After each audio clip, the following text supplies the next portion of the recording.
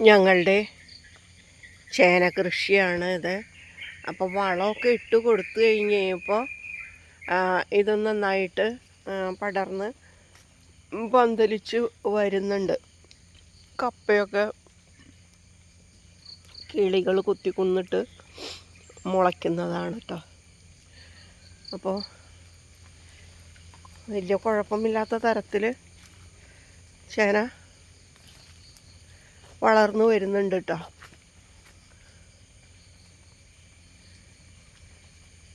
ഇവിടെ നിന്ന് അങ്ങോട്ട് കുറച്ച് ദൂരം വരേക്ക് ഉണ്ടോ ചേന മാത്രമാണ് നട്ടിരിക്കുന്നത്. ചേന മാത്രമല്ല, അതിൻ്റെ ഉള്ളിൽ പാവലം മുളച്ചിട്ടുണ്ട്. അത് തനിയെ മുളച്ചതാണ്. പിന്നെ മത്തൻ കുത്തിയിട്ടുണ്ട്. അത് ഇതിൻ്റെ ഉള്ളിൽ പോയി എന്താകുമോ എന്തോ. ഇതിൻ്റെ ഇടയ്ക്ക് ഞാൻ ചെടിയും ഇടയ്ക്കൊക്കെ പിടിപ്പിച്ചു. നല്ല ഭംഗിയല്ലേ ഇവിടെ വന്നു കഴിഞ്ഞ് കഴിയുമ്പോൾ കിളികളുടെ ശബ്ദവും പൂക്കളുടെയും കായ്കളുടെയൊക്കെ സൗന്ദര്യമൊക്കെ ആസ്വദിക്കാനായിട്ട് പാവയ്ക്കൊക്കെ വാർന്ന് വീഴുന്നുണ്ട്. ഇത്തവണത്തേന് പുഴുശല്യം വന്ന് കയറിയിട്ടുണ്ട്. കഴിഞ്ഞ കൊല്ലം ഒരു കുഴപ്പമുണ്ടായില്ല. പുഴുവിന് ഞങ്ങൾ ഒന്നും ചെയ്തിട്ടുണ്ടായില്ല. പുഴു വന്നതേ ഇല്ലായിരുന്നു. പക്ഷെ ഇത്തവണ എന്തോ ഇലകളൊക്കെ കരിഞ്ഞു നിൽക്കുന്നുണ്ട്. എന്താണെന്നറിയില്ല. ഇവിടെ ഇന്നും നല്ല മഴയൊക്കെ ആയിരുന്നു. അതിൻ്റേതായ ഒരു തണുപ്പും കാര്യങ്ങളൊക്കെ ഉണ്ട്.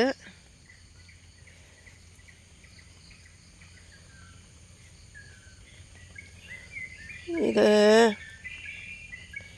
സ്ട്രോബെറി പേരയാന്ന് പറയുന്നുണ്ട്.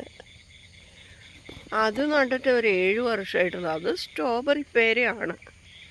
പക്ഷെ ഇതിൻ്റെയും തമ്മിൽ ഇല വ്യത്യാസമുണ്ട്. ഇത് സ്ട്രോബെറി പേരയായിട്ട് എനിക്ക് തോന്നുന്നുള്ളൂ. ഇത് ചെറിയായിട്ട് തോന്നണം, അറിയില്ല. ചെറിയാണെങ്കിൽ മുള്ളുണ്ടാവില്ലേ? അറിയാവുന്നവർ കമൻ്റ് ഇടണേ. ഇനി ചെറിയാണോ? അപ്പം അത് അങ്ങനെ വളർന്നു വരുന്നുണ്ട്. ഇവിടെ ഒരു ചേമ്പ് മുളച്ചിട്ടുണ്ട്, ഒരു ചേനയുണ്ട്, മത്തനും ഉണ്ട്. അത് സ്ട്രോബെറി പേരയാണ്. അത് കുറേ കഴിഞ്ഞേ കായ്ക്കുള്ളൂ എന്ന് പറയുന്നുണ്ട് കേട്ടോ. ഞാൻ ഇത് നട്ടേ അന്ന് തുടങ്ങി നോക്കും, 7-8 വർഷം കഴിഞ്ഞു അത് വളർന്ന് ഇത്രയും ആയി. പക്ഷെ അത് പൂത്തിട്ടില്ല. അവിടെ ഒരു ചേനയ്ക്ക് മണ്ണിടാണ്ട് പുല്ല് പറിക്കാനുണ്ട്. അതെന്താ അങ്ങോട്ട് നീങ്ങി നിന്നെയാവോ? ഞാൻ പറിക്കാൻ എന്താണാവോ? ഇന്നത്തെ ഇടയ്ക്കൊക്കെ കൃഷി എത്രയ്ക്കായി എന്നുള്ളത് എൻ്റെ കൂട്ടുകാരെ കാട്ടിത്തരണ്ടേ. ഇതൊക്കെയാണ് നമുക്ക് ഈ വയസ്സാം കാലത്തെ എന്താ പറയണേ, വീഡിയോ എടുക്കലൊക്കെ. അല്ലാതെ എന്ത്.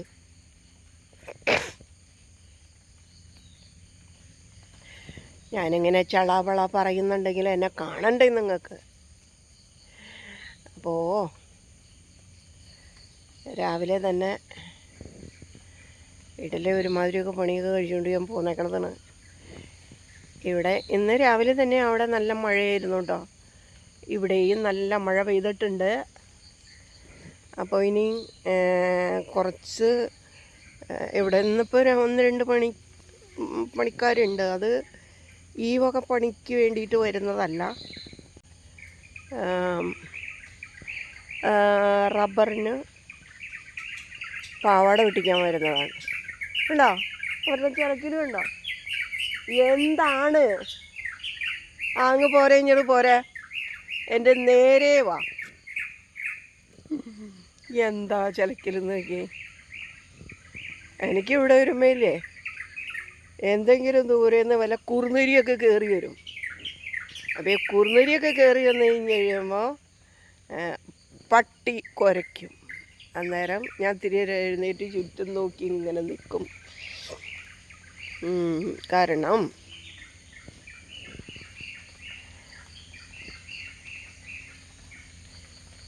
എനിക്ക് അദൃശ്യ ശക്തികളെ പേടിയുണ്ട്. തന്നെയുമല്ല ഞാൻ കുറേയൊക്കെ കണ്ടിട്ടുമുണ്ട്. അപ്പം അത് കാരണം കൊണ്ട് ആ ഒരു പേടിയും ഇല്ലാതില്ല. അത് ചിലർക്ക് മാത്രമേ അത് കാണാൻ പറ്റുള്ളൂ. ഞാൻ കണ്ടിട്ടുണ്ട്. അത് ഞാനിനി ഇത് വീഡിയോ ആയിട്ട് ഓരോ അനുഭവങ്ങൾ ഇട്ടിട്ടുണ്ടെങ്കിലേ ആ ചേച്ചിക്ക് എന്താ വെറുതെ പറയുന്നതാണ് എന്ന് പലർക്കും പിന്നെ നെഗറ്റീവ് കമൻസൊക്കെ കുറേ വരില്ല. അതുകൊണ്ടാണ് ഞാൻ എൻ്റെ അനുഭവങ്ങൾ ഇടാത്തത്. കാരണം ഒരുപാട് നെഗറ്റീവ് കമൻസ് വന്ന് കുറേ വീഡിയോ ഡിലീറ്റ് ചെയ്തു. അതിലെനിക്ക് ഭയങ്കര വിഷമമുണ്ട്. എൻ്റെ വീഡിയോ ഒരു മാസം കൊണ്ട് 12 ലക്ഷത്തോളം ആൾക്കാർ കണ്ട ഒരു വീഡിയോ ഡിലീറ്റ് ചെയ്യേണ്ടി വന്നു, ഷോർട്ട്. അപ്പോൾ എന്താ പറയണ, അതിനെക്കുറിച്ച് ഞാൻ പിന്നെ ഒരു ദിവസം ഞാൻ വീഡിയോ ആയിട്ട് ഇടാം. അപ്പം ഇതിലൂടെ അത് പറഞ്ഞിട്ട് കാര്യമില്ലല്ലോ. അതിനുശേഷം ഞാനങ്ങനെ വീഡിയോ ഒന്നും ഷോർട്സ് അങ്ങനെ ഇതായിട്ടുള്ളതൊന്നും ഇടുന്നില്ല. അപ്പോൾ ഞാൻ വേറൊരാളുടെ വീഡിയോ കണ്ടു. പേര് ഞാനിപ്പോൾ പറയുന്നില്ല, പിന്നെ പറയാം. ആളുടെ വീഡിയോയിൽ കുറേ കാര്യങ്ങൾ അവർ പറഞ്ഞിട്ടുണ്ട്. ആ അനുഭവങ്ങൾ തന്നെയാണ് എനിക്കും അനുഭവമുള്ളത്. അവരുടെ വീഡിയോ കുറേ ഞാൻ കണ്ടു. എൻ്റെ അനുഭവങ്ങൾ തന്നെയൊക്കെയാണല്ലോ അവർക്കിടയിലും കാണുന്നത് എന്ന് എനിക്ക് തോന്നിയിരുന്നു. അപ്പോൾ അതിൽ അവർ കുറേ കൊടുത്തിട്ടുണ്ട് അദൃശ്യ ശക്തികളെക്കുറിച്ച്. അപ്പോൾ സത്യത്തിൽ അത് ചിലർക്ക് മാത്രമായിരിക്കും അനുഭവം വരുന്നതെന്ന് എനിക്ക് തോന്നണു. എനിക്ക് കുറേ അനുഭവങ്ങൾ ഉണ്ടായിട്ടുണ്ട്. അപ്പം ഞാൻ ഇപ്പോൾ പറഞ്ഞ് സമയം കൂടുതലായി പോകുമല്ലേ, നിർത്തട്ടെ കേട്ടോ. പുല്ല് പറിക്കാനുണ്ട്. പുല്ല് പറി കഴിഞ്ഞ് വീട്ടിൽ വന്നു, അടുക്കളയിൽ കയറി. ഇനി ഒരു ചക്കയും എല്ലും കൂടി ഒരു ചക്കക്കൂട്ടുണ്ടാക്കാൻ പാണ്. വെണ്ണഞ്ച് എന്നാണ് ഇതിനെ പറയുന്നത്. കൂമ്പല്ല് എന്ന് പറയുന്ന ഒരു സംഭവമുണ്ട്. അത് ആ എല്ല് നമുക്ക് കരുന്ന് കടിച്ച് തിന്നാൻ പറ്റുന്ന എല്ലാണത്. അതിന് നെയ്യും ഉണ്ടാവും, ഇറച്ചിയും ഉണ്ടാവും. അപ്പോൾ അങ്ങനത്തെ ഒരു വിഭാഗം നമ്മൾ ചോദിച്ച് വാങ്ങണം. അങ്ങനെ വാങ്ങിയെടുത്തത് ഞങ്ങൾ ചെറുതാക്കി മുറിച്ചിട്ടിട്ട് അത് കഴുകി വാരി എടുത്ത് മഞ്ഞൾപ്പൊടി, മുളക്, ഉപ്പ് എല്ലാം ചേർത്ത് തിരുമ്മി ഇത് കുക്കറിൽ 2-3 വിസിലടുപ്പിച്ച് എടുത്തതാണ്. അപ്പം നോക്കിയപ്പോൾ നല്ല കരുന്ന് നമുക്കങ്ങോട്ട് കടിച്ച മുറിഞ്ഞ് കിട്ടുന്ന ഒരു തരത്തിലായി. അപ്പം അതിൽ ഞങ്ങൾ ചക്കയിട്ട് വെക്കാനാണ്. ഈ ചക്കയുടെ കുരു കൂടി ഞങ്ങൾ എടുത്തായിരുന്നു. അപ്പോൾ ആ കുരുവും ചക്കയും ഒപ്പം വേവില്ല. കുരു അപ്പോൾ ഒരു വിസിലടുപ്പിച്ച് ഇറക്കി വെച്ചിരിക്കുന്നതാണ് ഇതിൽ. അപ്പോൾ ഇനി ഞങ്ങൾ ചക്ക ഇടാൻ പോവാണ്. അപ്പോൾ ഇതിനകത്ത് കുറച്ച് മല്ലിപ്പൊടിയും മുളക് പൊടിയും വറുത്തത് ഇപ്പോൾ ചേർത്തിട്ടുണ്ട്. അപ്പോൾ ചക്ക ഇടാൻ പോവാണ്. അപ്പോൾ ചക്ക ഇത് നിറയുണ്ട്, ഒരു കുക്കർ നിറച്ചുണ്ട്. പക്ഷേ ഇത് വേറെ പലർക്കും കൊടുക്കാനും കൂടെ വേണ്ടിയിട്ടാണ് കേട്ടോ ഞാനത്. അതായത് പണിക്ക് ആൾ ഉണ്ടാകുമ്പോൾ അവർക്കൊക്കെ ഞങ്ങൾ ഇത് റെഡിയാക്കി കൊടുക്കാമെന്ന് എഴുതിയിട്ട് ഉണ്ടാക്കുന്നതാണിത്. അപ്പോൾ ഇനി ഇതിന് മല്ലിപ്പൊടി മുളക് പൊടി ഞാൻ ചേർക്കുന്നുണ്ട്. വറുത്ത മല്ലിപ്പൊടി മുളക് പൊടിയാണ് കേട്ടോ ചേർക്കേണ്ടത്. ഇതിൽ ഒരു പകുതി 3/4 ഭാഗം ഞാൻ ഇടുന്നുണ്ട്.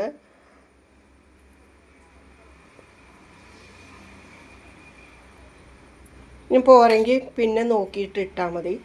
ഇനി ഇതിന് ചേരുന്ന ഉപ്പും ഞാൻ ഇടുന്നുണ്ട്, കറിവേപ്പിലയും ഇടുന്നുണ്ട്. പിന്നെ ഒരിത്തിരി തേങ്ങ അരപ്പ് മുമ്പ് അരച്ചതിലിരിക്കുന്നതാണ്, അപ്പം അതുകൂടി ചേർക്കുന്നുണ്ട്.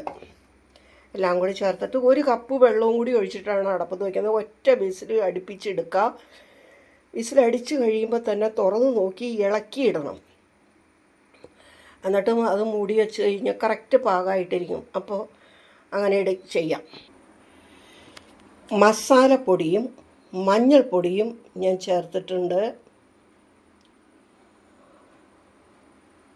ഇനി ഉപ്പ് വെള്ളത്തിൽ ഞാൻ കലക്കി വെച്ചിരിക്കുകയാണ്. കലക്കിയിട്ടില്ല, അത് ഇട്ടിട്ടുണ്ട്. അപ്പോൾ ഇതിലേക്ക് ആ തേങ്ങ അരപ്പും കൂടി ചേർത്ത് കലക്കി ഒഴിക്കുകയാണ് ഇതിലേക്ക്. വെള്ളമൊക്കെ ഒഴിച്ചിട്ടുണ്ട്. ഇനി ഒന്ന് ഇടാം. ഇപ്പോൾ ഇളക്കിയിടാനായിട്ട് നിറഞ്ഞിരിക്കണ കാരണം ഇച്ചിരി ബുദ്ധിമുട്ടുണ്ട്. ഇനി ഞാനത് അടപ്പത്ത് വെച്ച് ഒരു വിസിലടുപ്പിച്ചെടുത്തിട്ട് കാണിച്ചു തരാം.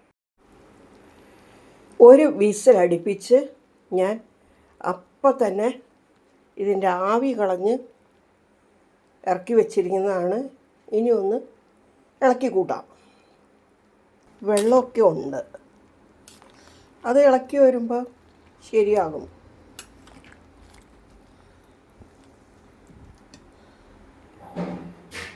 അപ്പോൾ ഇളക്കി കൂട്ടി യോജിപ്പിച്ച് വെച്ചേക്കാണ്. ഇനി ഇത്തിരി ഉള്ളി കാച്ചിയിടുന്നുണ്ട്.